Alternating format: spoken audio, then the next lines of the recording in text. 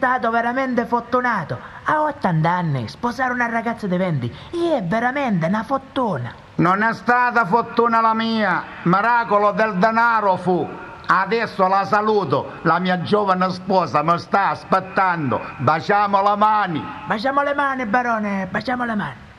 Cara, sei contenta? Hai visto che grande cerimonia? Ho visto, ma adesso consumiamo. E consumiamo, è una parola. Non ti dimenticare che ho 80 anni e non posso fare tanti sforzi. E allora perché mi hai sposato? Almeno provaci. E va bene, ci provo. Non c'è niente da fare. Per questa sera ti devo rassegnare. Per ricompensarti però domani ti compro una bella pelliccia da vasone. Ti piace? No, non mi piaci. Allora ti compro una collana di brillanti. No, non mi piaci. Ti compro uno yacht. No, non mi piaci.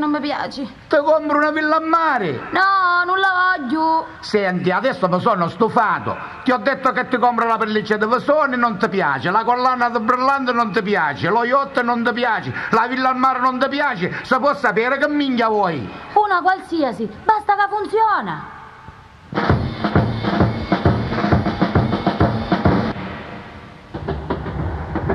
Chiedo scusa, ci sono posti liberi? Ma non lo vede che sono solo, si accomodasse. E la ringrazio. E lei è siciliano?